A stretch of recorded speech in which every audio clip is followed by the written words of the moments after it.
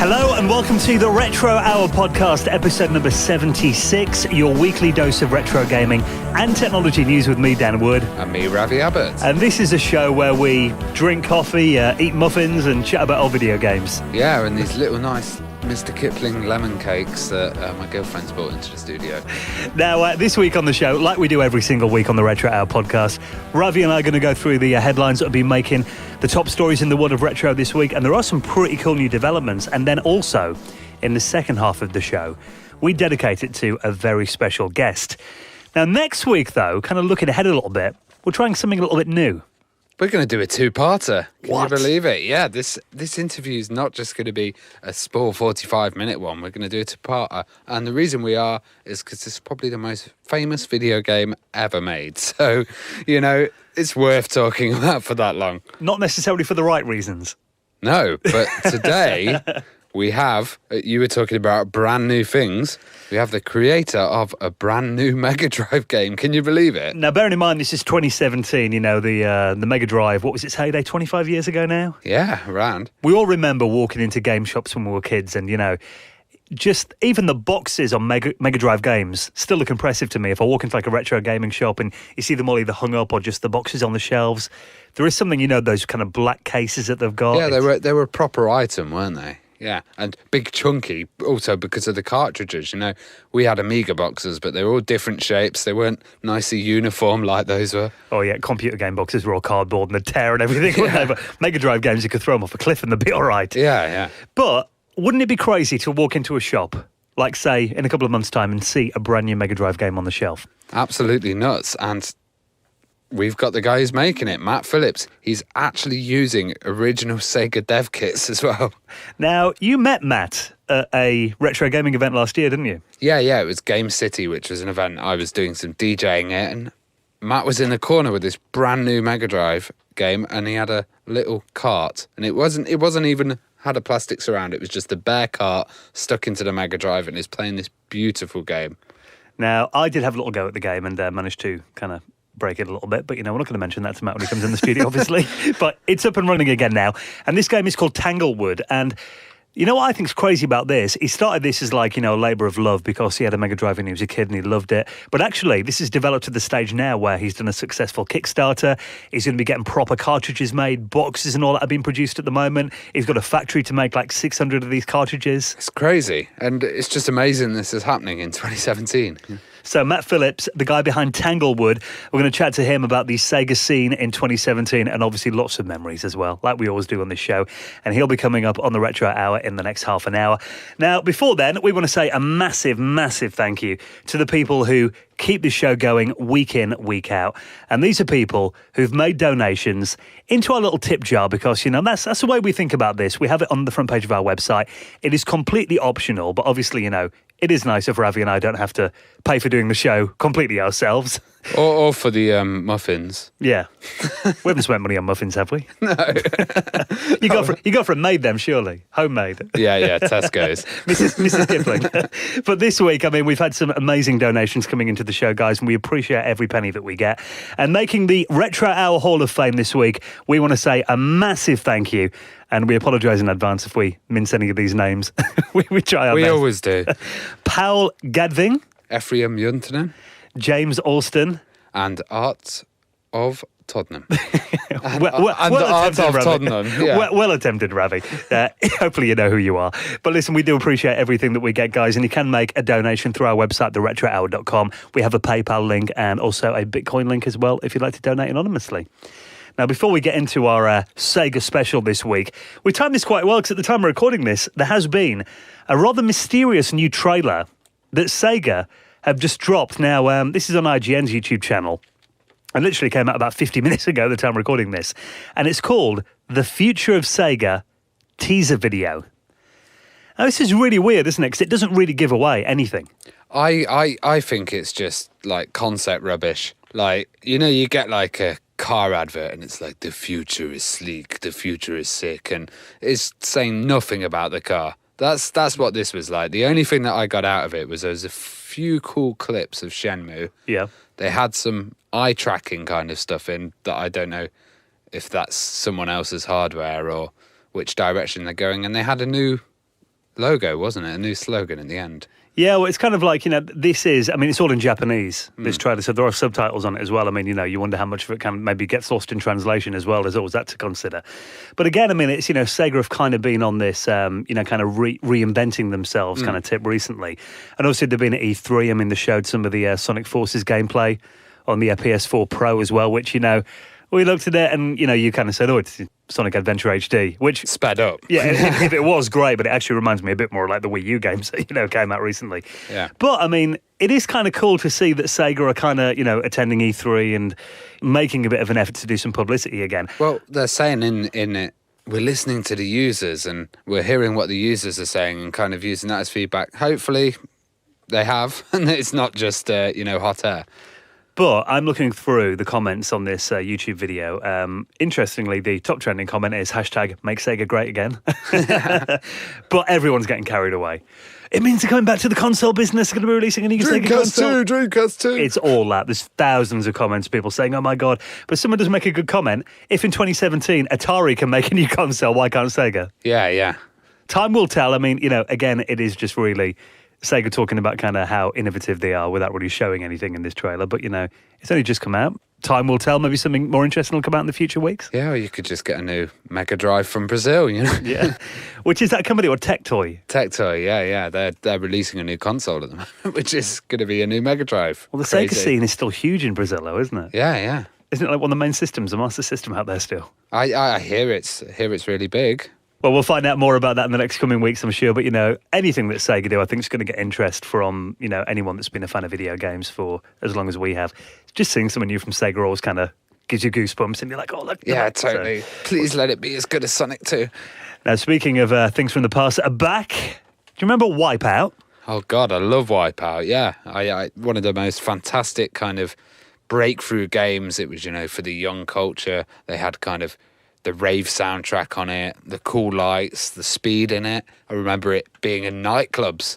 I used to go clubbing and there'd just be lines of Wipeouts and you could just go and sit there and play the arcade machine and it would be free to play. Yeah. Yeah, they knew who they were targeting.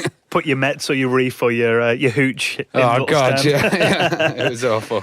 But obviously, the first Wipeout game, it was kind of, a bit of a game changer, really, because like you said then, it was like the first game I really remember that had proper, you had the Prodigy doing music for it and stuff like that.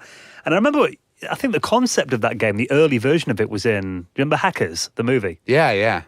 Yeah, I remember that. The scenes where they were hacking, they'd be going through kind of Wipeout levels. Angelina Jolie was in an arcade in that game, in that movie, and she was playing like an very early beta of Wipeout. Yeah. I remember seeing it, but it was really chunky, wasn't it, or zoomed in? It was massive. It was on a screen that must have been about 100 foot tall in front of her. Yeah, it was kind of like a virtual reality kind of thing. Obviously, when the game came out, it changed quite a lot when you played it with the control pad.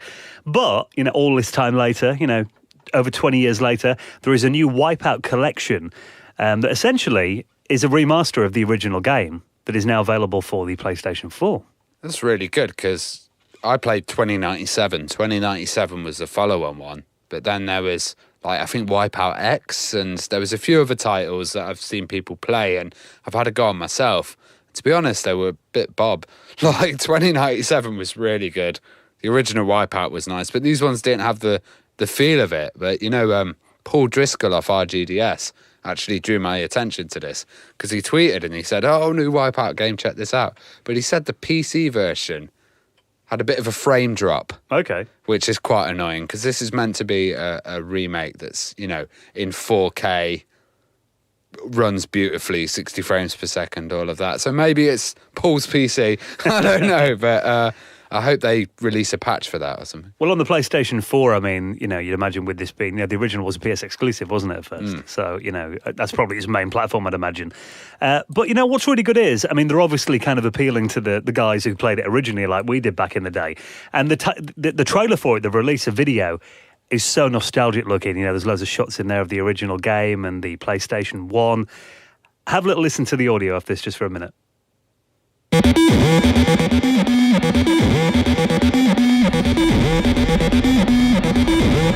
I think Wipeout resonated with players initially because it was, a very exciting time in the games industry with PlayStation's arrival and the move to proper 3D gaming.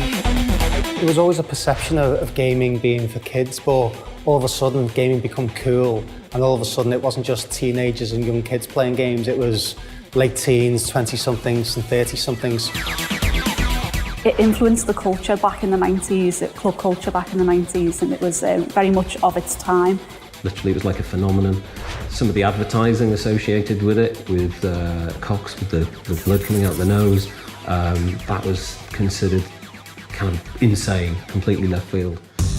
So get that right there, because I remember seeing like Wipeout in shops and stuff the same time, like, you know, Ministry of Sound launched their magazine, and it was all those Dance Nation CDs. Prodigy tunes in there as well, you know. It was really cool. And that was Tim Wright as well, who did the sound on Wipeout. He did a couple of the original tracks, but also like remix versions of the other stuff. And he also did the Lemming soundtracks. There's a cool old school gaming connection there. Psygnosis, wasn't it? Yeah. Yeah. Cold Storage. Yeah, Cold Storage. And he actually did a Wipeout remix album like last year, which was really good as well. So he must be involved with this. And, you know, there's going to be some good tunes on there, hopefully. We had him on one of our early shows, actually, didn't we? So I'll shove that in the show notes if you want to have a listen back to that again. But with the original game, I mean, you know, we talk about how, you know, influential it was, and such a cool game at the time. Actually, as a game playing it, though, all I ever did was bang at the sides on the original Wipeout. No, I got quite good at it, actually. I found they had the PSP version, or the Vita version, was a lot more hard. I think what you weren't doing, you weren't air braking, Dan. The second one I was fine at. The second one, still to this day you can play it, but yeah, the first one I find really hard. Yeah, there was a like little weird technique that you had to get just to stop yourself from hitting in the sides. Okay, well, maybe... And it was just doing the thrust at the right time. Maybe they'll make it easier in the HD update. Yeah, we should have a Wipeout tournament. Oh, no. let me have a bit of practice first. Polish up your skills. Now, EverDrives are always interesting devices. You know, these let you download games and play them on original hardware via SD or micro SD cards. And finally, there is a new Game Boy and Game Boy Color EverDrive flash cart on the way with safe state functionality. Yeah, and this is kind of an updated version. It's basically the EverDrive Game Boy was replaced by the EverDrive Game Boy X series, which is, you know, the cool advanced version. You put an X in anything, you make it instantly cool. Yeah, so this is the X7. Okay. And it adds quite a cool little amount of features. So they've got Game Genie cheat codes can be sent through there. You can do save states, but also the most important thing that I think about this is it's 4 times less power consuming than the original one. So batteries are really important on Game Boys and Game Boy Advances. So this isn't going to rinse it, you know, going through the menus and selecting other games. Again, I think that was always a problem, that the batteries would go really quickly. And I imagine now there must be ways where you can, you know, buy like a new battery pack for them that's just kind of rechargeable or something. That must be out there. Come on, we've got to get Anna on. Are we getting the nod? Yeah. So we've got Anna in the studio, and she's a bit of a resident Game Boy expert. So can you get these add-ons? Well, what my dad did when we were younger, he just bought like rechargeable batteries and just put it on because we get through them like in 1 or 2 days or something like that. Oh yeah, good system actually. Yeah, I never thought of that, just rechargeable batteries. It's just pretty straightforward because back then batteries were very, very expensive. Me and my brother would just like end up swapping batteries with everything else in the house. Good system, yeah. Taking them out your dad's remote. Yeah, so we wouldn't have to wait for them to charge. So it was just like our system. And then one day my dad would just grab the controller and be out of batteries. And it would just be like, oh, yeah, it happens. So how many Game Boys have you got? I think the only like Nintendo handheld that I don't have right now, I think it was the SP with the first flip one that they had. Like I got the Game Boy Color, that purple see-through one, which was like the special one, and was the one I had as a child, so I got that for Christmas for my brother a couple of years back, and even went as far as buying the original Game Boy for my mom for her to play Tetris, because she loves Tetris, and I promised her I would get a Tetris machine. Well, we'll have to look into getting you a EverDrive X series then. You know, Ravi's getting you for Christmas now. That's it. So, yeah, if you're doing get hold of one of these, I mean, obviously it's Crix who's making it, the guy that's behind all the EverDrives, and he's a talented guy as well, but, you know, I still want that Jaguar one. Still need that Jaguar EverDrive. Oh, God, Come on, that would be good. Get it sorted. Now, following on from that, another bit of Nintendo news. You a Mario Kart fan, Ravi? Oh, I'm a massive Mario Kart fan. Yeah, I really enjoyed that game. I quite enjoyed Diddy Kong Racing as well back in the days. But actually, we were at Skegness recently, and we were playing Mario Kart DX, which was like an arcade machine. Mm-hmm. We were sitting in a line, and you could kind of join. It was exactly like the Wii U game. Well, I was playing, pretty much Mario Kart 8 Deluxe non-stop for about a week recently on my recent trip to Italy. Every night when Samantha was getting ready, I was there playing it. Always loved Mario Kart. But now there is something really interesting that's coming out. Mario Kart Virtual Reality. Oh, God, that looks cool. I've seen the little trailer, and people are like throwing bombs and stuff. It's like fantastic. It looks nuts. And this is the thing about it is that they're only going to be releasing this in a Tokyo arcade at the moment. Now, it's coming to Namco's Tokyo arcade. So if you want to play it, that's the only place in the world that you can do it. Well, that's where these DX ones were from. These massive arcade machines. They had these beautiful Namco wheels on it that were like, force reactive. Yeah. Yeah, so I think they're really on the cutting edge of a Mario Kart arcade technology. Well, I imagine by looking at this, it's probably the same seats and steering wheels and everything as well, because it's got all that. But also, you put an HTC Vive headset on. Oh, wow. And you're essentially playing. I mean, because I looked at this, watching the trailer, my first thought was, oh my God, this is going to make me so motion sick. Yeah, but then I don't know, because it's like the textures on Mario Kart and stuff. You kind of know that you're in a fantasy land. But with the realistic games like Drive Club and stuff, it's trying to fake that realism. Like Mario Kart, it's just like you're in a cloud world. Yeah, I don't know if you'd feel sick with that. Well, I think having the seats and the steering and everything on there would probably help. I imagine, because I think the thing for me is, when you're moving through your eyes, but your body's not feeling it, that kind of disconnects what makes me feel a bit pukey. Yeah, what about if the car flips over? Imagine that on the VR. And even those Sega 360 things. Yeah, that's it. In a Mario Kart cage. But I've never been to Japan, and the arcade scene out there sounds so interesting. Oh yeah, I'd love to go, and just, oh God, the whole culture there, it just looks fantastic. There's these big electronic alleyways, aren't there, where they've got just tons of fakes and like old machines and stuff. I'd love to get a hold of some really weird, like Japanese consoles. Well, we have met a couple of listeners from Japan, haven't we, in the past? And I know you check the stats regularly. There are some listeners out there, so yeah, we've got a Japanese crew. Yeah, so it'd be interesting to see what's kind of hot over in Japan. If you send us any pictures or anything, or any videos. Yeah, any pictures of markets or weird consoles or anything, we'd love it. Absolutely. Now, before we get to this week's special guest, Matt Phillips, behind that new Tanglewood game for the Sega Mega Drive. This is quite an interesting story then. I know you're a big fan of Tomb Raider. Oh yeah, massive fan of Tomb Raider. And recently they did a full concert, which was basically like in London with a symphony orchestra, and they did all the Tomb Raider soundtrack, and that was really successful. And now they're basically going to be doing Tomb Raider Suite, which is, the music of the first 3 Tomb Raider games, and they're going to be releasing them done fully by orchestra, but they'll also release musical score. I think there's vinyl releases in this as well. There seems to be T-shirts, CDs, it's massive, and they've got 160,000 stretch goal, and they're up to 119 as we're recording the show. Well, by the time the show comes out then, because we're doing this on Tuesday, and it's got 4 days, so this finishes on Friday, this Kickstarter. Yeah, so hopefully. The day the show comes out. So if you want to get involved in this, we'll put it in the show notes. But I think, again, we have mentioned, in particular, Tomb Raider as being a game that, the music for it was really atmospheric, and it is one of those soundtracks where, obviously, the game was very eye-catching, but it's also a game where, because I remember they actually released it and you could just play the audio CD in a CD player, on the Sega Saturn version at least. And it's great that it's got this much attention now, and also, this has been recorded by a proper orchestra at Abbey Road Studios. Yeah, the famous Abbey Road Studios. So it's like really going to be a high-quality production. And the fact that I can just get Tomb Raider music on vinyl, that's like so cool for me. I was thinking, maybe I can make a video game vinyl collection. That's a thing that we could have never done, 5 years ago. While playing the game. Yeah. Then you just have to pause it to turn it over. Yeah, that's it. Yeah. I've got a scratch or it's looping. So if you do want to back this, like I said, time is running out on this one. If you're really, really quick, it's worth keeping an eye on. We'll put that in this week's show notes at theretrohour.com. Right then, well, thank you for checking out episode number 76 of the Retro Hour podcast. We'll be out again next week, the first of a very, very interesting two-parter.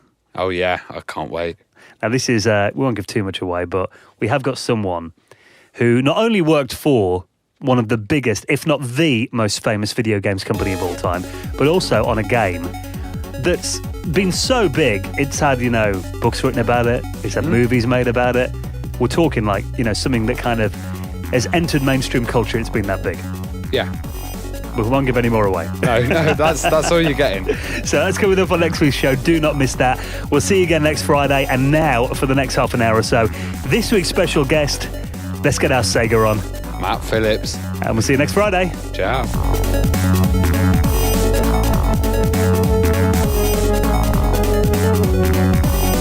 You're listening to the Retro Hour podcast, and it is time to welcome this week's very special guest. Now, it's not very often we have someone on the show who's actually making new games for the Sega Mega Drive, but Matt Phillips, welcome to the Retro Hour podcast. Hello, how's it going? Yeah, very good, thank you. Now, we're going to get into your, development on modern Sega games in just a minute, because, I had the pleasure of playing your Tanglewood game last year, and I think I may have broken it temporarily as well, but I think you've sorted it out now. But let's go all the way back to the beginning. What was your first ever experience with a computer or gaming then? Where did it all start for you? First experience with a computer? That would have been my dad's Amstrad. He runs a shed building business, and he had this little machine in the corner for accounts, and he hated me messing with it, but mess with it I did, and learned a few things. First experience with gaming would have been when he bought me a Commodore 64, and I had Buggy Boy. Yeah. Absolutely loved the thing. Must have completed that 20, 30 times over. I was quite young at the time, so I didn't really know how to operate the machine very well. It took many years to learn how to do it when I grew up, but I just about figured out how to put a tape in and load up a game, and Buggy Boy was always my favourite. So LOAD in return. Oh, yeah. I love Buggy Boy. Yeah, it's a really good one with the tunnel sections in it, and when it would just get really thin on the track. Well, for the time, it was really cool, because I'd not really seen video games other than flashes of the arcade when I walked past it. I was never allowed in, but it looked real to me. Look back at it and laugh now, but it was very real to me. So how did you first get into coding then?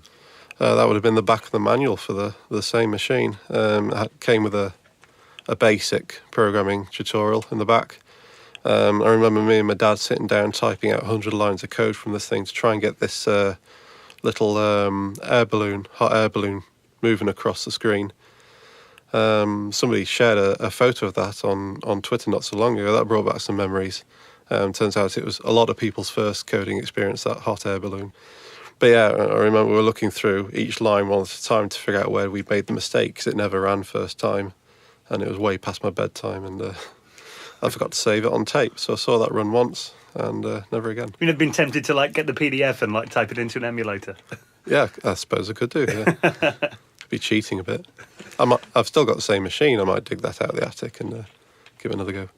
So, what was your kind of first console then? Because I know you had the C64, but did you get a games console later on?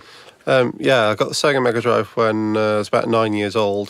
Before that, we had some little Amstrad Pong machines that my dad had, but I'm not sure if you could consider those consoles by those standards. But I came home from school one day and there was a Sega Mega Drive waiting for me there. Sweet. My mum had lent from a friend. But it was there for 2 weeks, and it was snatched from my hands while I was kicking and screaming and taken back to its original owner. So it wasn't until that Christmas that I actually got one of my own. I think I had a NES at some point, but it paled in comparison to my Mega Drive, so not something that has as many fond memories as my Mega Drive did. Well, coming from the Commodore 64, the Mega Drive must have seemed like quite a massive step. Yeah, it certainly was. They look very real to me. Very good graphics. Adored Sonic the Hedgehog. It was the first game that was on it. I don't think that game left the machine for about 3 months after I had it, so got thorough playtime on that. But yeah, coming from the C64, I was always telling my mum I wanted to make games like Sonic, and then hammer back at my Commodore and start learning again. And became very apparent not so long after that I wouldn't be able to make games with graphics like that on the C64, but I tried.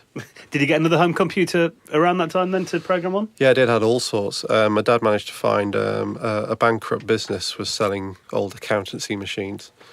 I think it was an Amstrad 1512 I had with the big 5.25-inch floppies and very loud hard disk in it. That had a couple of small games on it, and it came with QBasic for programming, so I learned a bit more basic on that. Various other things, some family members had lent down some machines to me, things like that. I had a 386 at one point with Windows 3.1, and then after that I started buying my own machines. So, as a kid with this console, what kind of games blew your mind? You mentioned Sonic. Were there any others? Flashback was a huge one. Oh, I love that. The graphics on that look very real. It wasn't long after that I'd got my first PlayStation, and that had Abe's Odyssey. And I always thought from the start that Abe's Odyssey was a very similar game to Flashback, only because it was static screen, 2D platformer. But at the time, I was telling my friends how the graphics were very much like Flashback, and I mean, if you look back now, they're really not. But as a kid, I was very much of that mind. So that was a big one for me. Like Flashback with farting. Yeah, yeah, and some strange brew. But Flashback was, I mean, it was really cinematic, wasn't it, that game? Yeah, it was. Yeah, lots of cutscenes in it, and quite a big story. Another World. I'm not sure if that came before or after. Not entirely sure. That was another big one for me. I think it was the same developer, was it? Yeah, I think it was Delphine released them both, didn't they? Yeah, and it was. But again, I mean, they were similar for me. You know, as a kid, it was kind of like even watching that introduction on Another World. Yeah. You know, the animation at the beginning. That was like, how did they fit that onto like a floppy disk or a cartridge? It's like Glorious game. Yeah. Others big at the time for me were the Terminator. Actually had a friend come and stay with me about 10, 15 years later. Who spied this thing on my shelf and shoved it in the machine.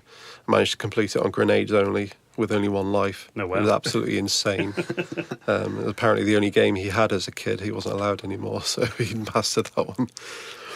What else did I have? The Menacer gun, with Toe Jam and Earl's Ready Aim Tomatoes shooting game on it. It was a big favourite. That was the first time I'd heard PCM voice playback in a game. Actual voices playing from a computer game. That was a big deal for me. It's crazy to think, isn't it? You know, those big steps that we saw back then. I mean, you mentioned then, like, you know, hearing real speech in a game for the first time, and you remember when you saw like full motion video in a game, and like those massive leaps in the early 90s. It was crazy. Sonic 3D's intro FMV. That was the first time I'd seen full motion video. Yeah. Running from cartridge as well. It was quite a feat for the time. And the kind of parallaxes back then as well. They just keep getting more and more layers. Yeah. It's just amazing. Was that the kind of point that you decided to get into the world of video games, or that you wanted to work in gaming? That was far earlier than that. It would have been when I figured out there was a tutorial in the back of that Commodore manual. My love of Buggy Boy, my love of programming for BASIC gelled together very early on. So I think when Sonic came along, it just propelled the love for programming games. So was it mainly BASIC that you were coding in, or did you pick up machine code like as well? No, it was BASIC for a very long time. I didn't really know about machine code at the time. That wasn't in the manual. Well, I should have grabbed some books on this kind of stuff, but I didn't. So it was very long after I discovered other programming languages like C. I think one of my MS-DOS machines came with Turbo C, and I dabbled in that for a bit. And for a very long time, I struggled to move into the world of C and C++. I really tried hard.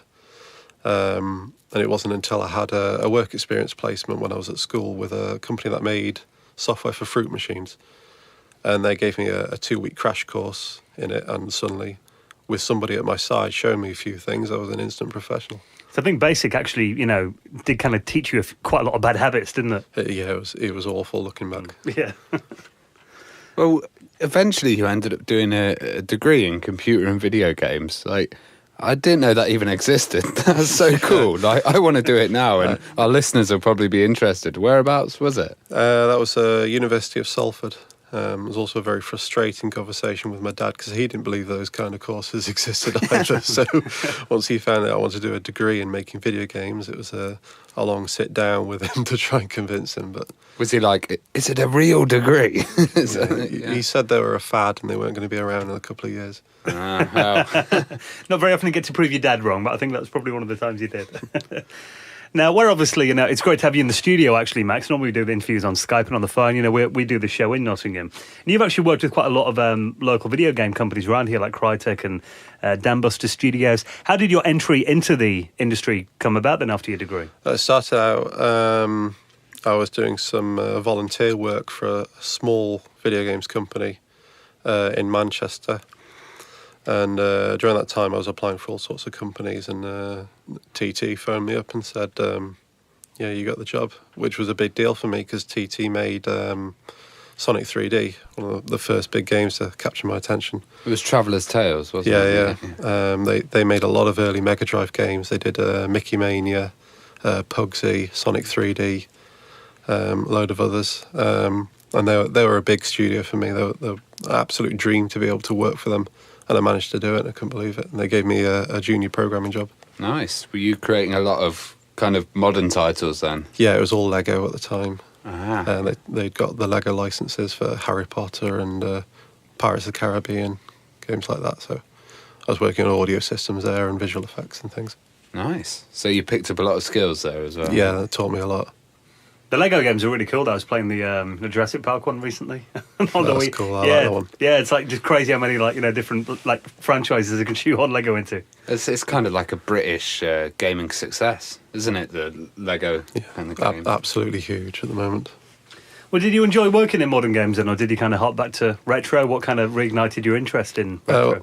I kept moving forward as much as I could because I wanted the career path to keep going forward, so I had to learn new technologies. I had to stay up to date, and I'd stopped doing any retro coding for a very long time, probably since I was about 12 or 13, up to about 26, 27, so it was a huge gap between.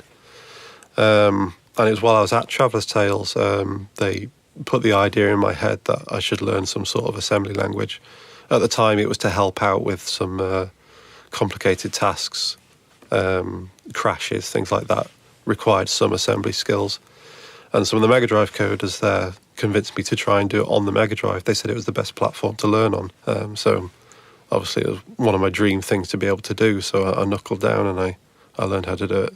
That's crazy because it's quite hard to do ASM. And I saw a tutorial that you actually did at the Nottingham Video Game Arcade. And you made it seem really easy, so it's like you've kind of got a good understanding of it now. I guess it depends who's explaining it. When I was trying to learn at the time, there wasn't a lot of material out there for learning this kind of thing, unless you went to old libraries and looked at some of the older books they had there and hope they still have them, or pay extortionate prices on eBay for them. But even then, just reading a book doesn't really let it sink in. It took a lot of practice, it took a lot of mistakes, it took a lot of asking people at TT for things like that. So kind of what's the whole process in developing a new Mega Drive game then? Did you have to get the older bits of equipment and the older developers kind of software? I did eventually have to get some hardware. I started out with just a text editor and an emulator. But it wasn't very good for debugging, it wasn't very good for learning. It was great for emulators are great for playing games, but developing games is really tricky. Eventually, through contacts with friends of friends of friends, I managed to get my hands on some real Mega Drive development hardware. It's a Mega CD development kit I actually managed to find. It's a 1994 model. Where do you find that? Lots of separate places to get all the different bits. It came in 20 parts and I had to hunt all these down. There's various websites you can go on for collector's items and memorabilia and stuff like that, and occasionally some actual development hardware will pop up. But you have to be really lucky, and I think I did get lucky. Did you kind of, when you got this set up, was there any old code on there or anything that came with it? Was it used for anything? No, I wish. I've got two of the same machine. One of them is my day-to-day model that I use for developing Tanglewood. The other one I've got isn't properly working. I can get it to power up and something comes on screen and then it switches off again. So I'm working with some electronics professionals at the moment to try and get that working. But that thing does have something still in its EP-ROM. So I'm trying very carefully to repair it without ripping the battery out so that it doesn't lose whatever's on there. I'd like a Lost Sonic game or something. That'd be really cool. It's a UK-based machine, so I wouldn't hold your breath. It's really interesting that you're kind of using the old stuff. Have you found any new tricks or new techniques that you can apply to the older software kit to kind of, get new effects or improve the game? Lots of stuff came from the demo scene, which is still running. There's the recent Titan Overdrive demo came out recently. They've just discovered they just discovered a secret mode in the first 2 versions of Mega Drive that does transparency, and that was a debug mode on the graphics process. That's something they've only just found out. That an insane find 30 years later. I was watching the demo competitions this year, and I saw the Titan demo for the Mega Drive, and I'm usually into Amiga demos and stuff, and I find them quite impressive, but my socks were blown off. It was just insane. I never knew there was kind of effects that could be done like that. It was quite a find for them. They worked real hard to find it as well. I've got some of the members on Discord, and they talk about how they went through it, and it's quite an experience. But yeah, I watched that same show. I stayed up really late to try and catch their demo. It was really cool. So yeah, new things are still being found out about these machines. So we can do more things than they could have done back then. It's crazy to think, isn't it, all this time later, you're still finding hidden little tricks and stuff in... Proves like kind of how advanced these machines were for the time. Yeah, they were very advanced. We've also got the luxury of time as well, which I guess developers back then didn't have. We've got better documentation now, better tools that we've written, etc. So did you kind of become immersed in the online Sega communities and scene to kind of pick a lot of this up then? I did a little bit. There's a couple of forums out there you can turn to it for advice and stuff, but it was quite slow at the time. It's only in recent years that it's picked up again. So most of it was experimentation, trying things, break, try again, break, try again. Oh, something's different. Figure out what you changed and then write it all down. And that's why I started the blog. It was just it was more a log of my progress. It was a diary, if you will, to look back on so I can figure out what had changed and what happened. So why did you decide to make a new game for the Mega Drive then? Why was a new title needed? It was my favourite console. I was learning a language to code on the machine. Might as well put 2 and 2 together. And I must say, it looks beautiful. Like, when I've seen the demos of it, the pixel art behind it and everything. Are you behind that as well? No, it's a guy called Matthew Weeks. He worked on Freedom Planet, which was that Sonic-esque game. They're working on the second one now, as far as I'm aware. It's just even the animation of, the main character's a little fox, and the kind of movement and the jumping of the fox, it's really nice. Yeah, it was... I wanted a fox-like creature right from the start, something wily, fast, nimble, but also terrified. I wanted him to be not a hero, just scared of everything, and you have to get him out of sticky situations. Well, the game is called Tanglewood. So where did the concept come from then initially?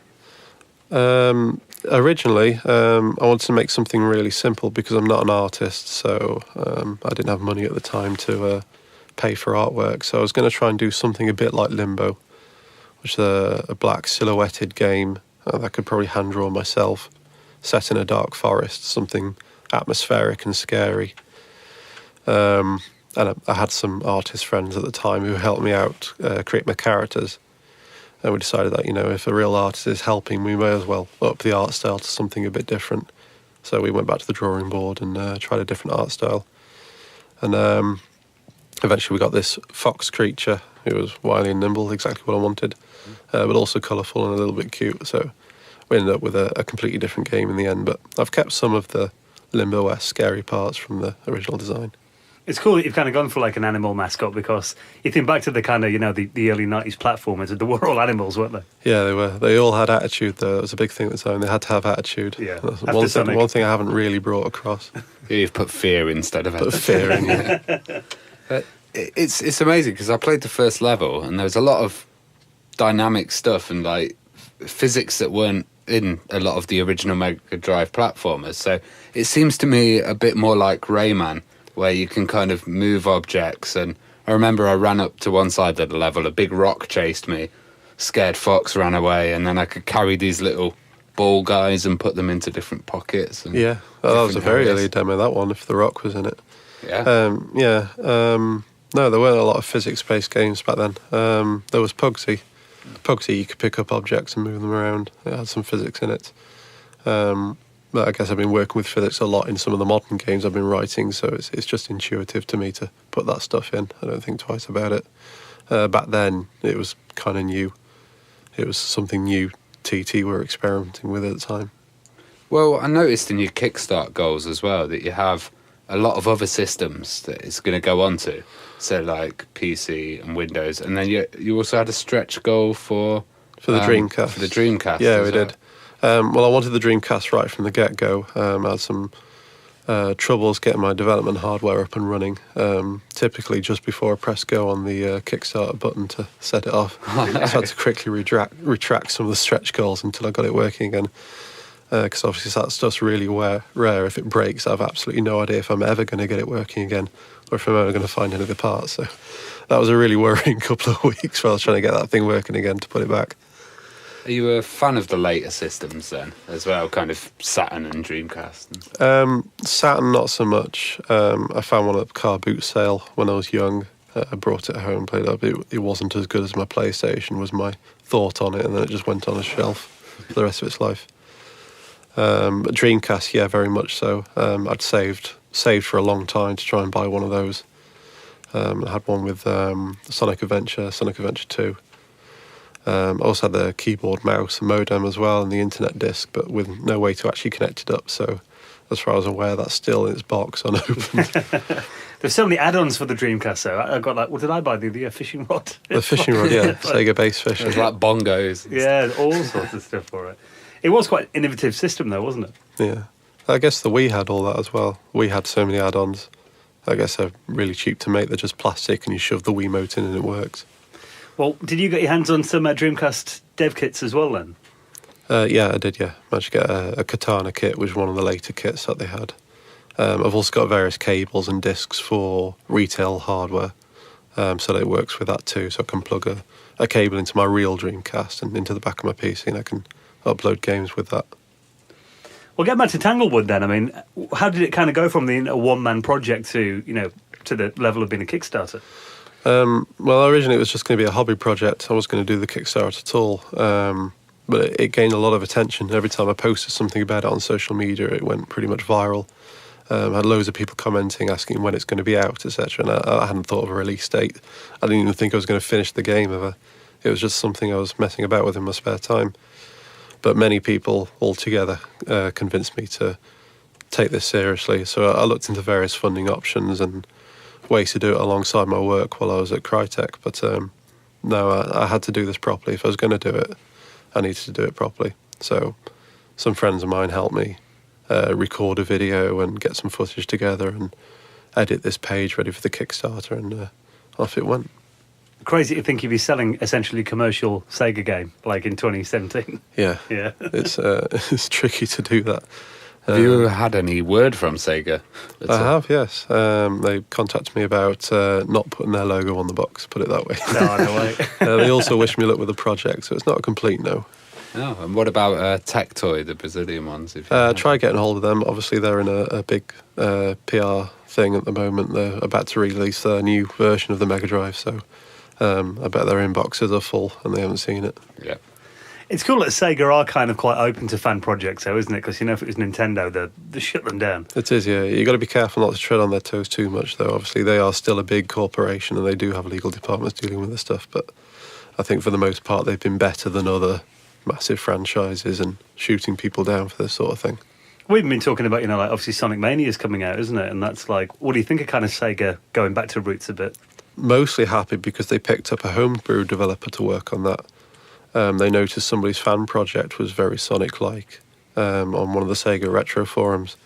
They snatched him up and encouraged him to carry on with it rather than sending him a cease and desist. and now it's going to be the next Sonic game. That's quite a tale for him to tell. It is pretty mad. And I was just wondering how you kind of get the carts and how that kind of works, the whole... That's the story of it. So I've tried so many places trying to figure out how to get these things manufactured. There's some places that do some cartridges for people making reproduction carts and stuff like that. So there are places that still exist printing them, but they've got Sega's logo on the box, so I can't really use those. So I've been looking at moulding processes and hiring factories and things like that. And as of this morning, I've settled on a factory to do it out in the States. And they're going to print my logo on the box. And there's a shipment coming soon. How many are you expecting to make then? The first one's going to be 600, because that's how many I sold for the Kickstarter, plus a couple of spares. And I'm going to be opening pre-orders at the end of this year to see how many people are interested in the properly priced retail version.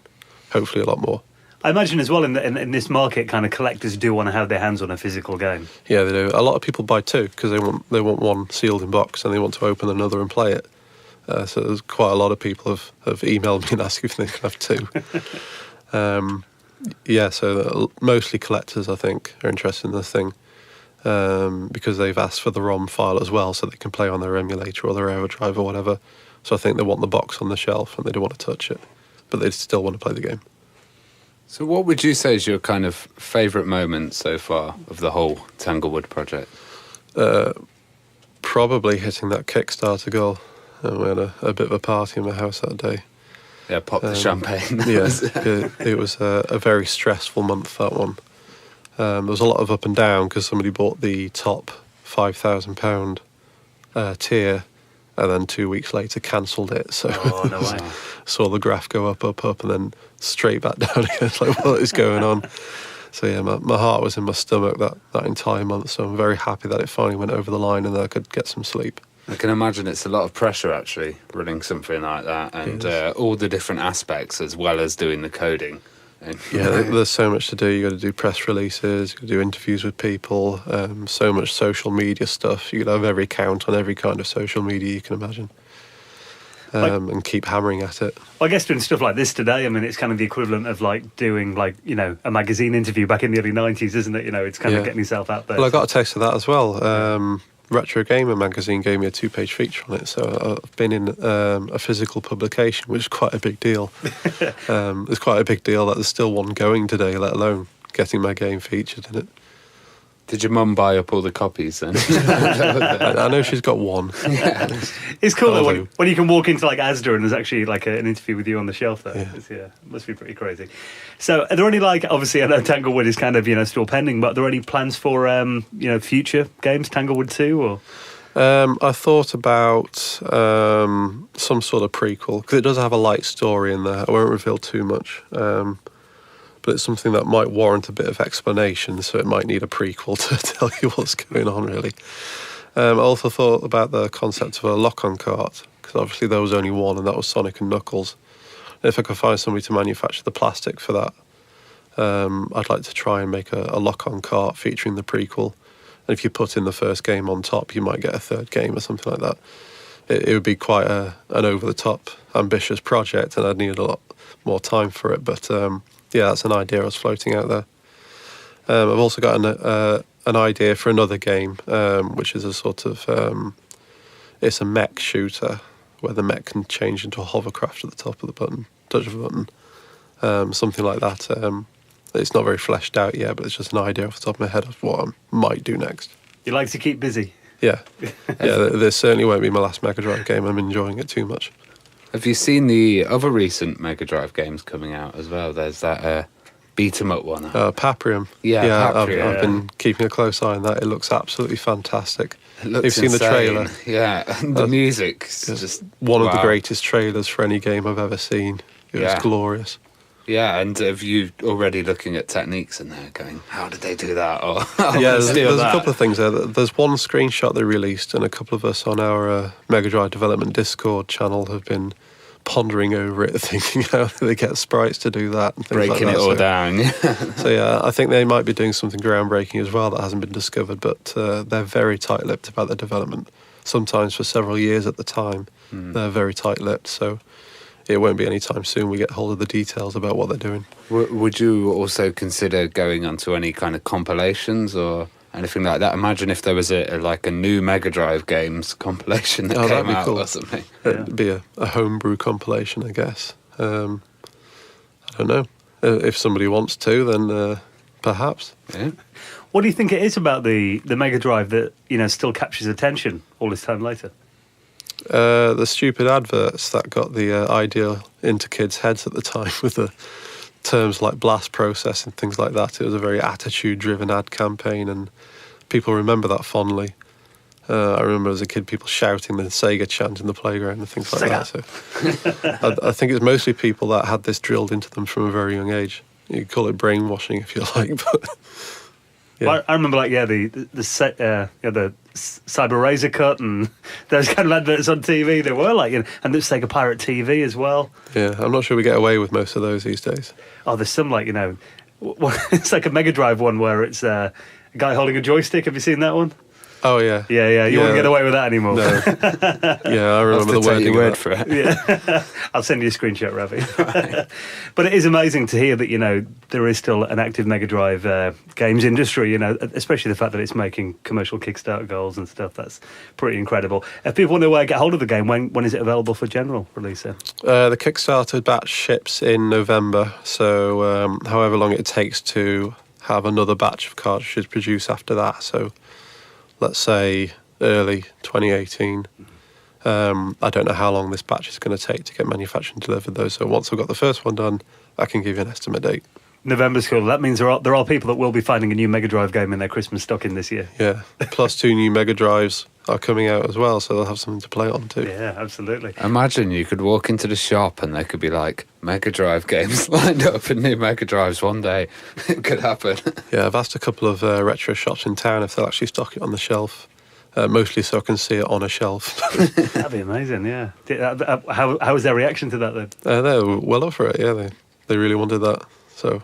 Yeah, hopefully they'll reserve some shelf space for me. We'll keep an eye out. We'll have to get a picture. Yeah, go in and get a copy. I might go the whole hog and get some point of sale stuff produced. So you've got cardboard cut out of the character outside.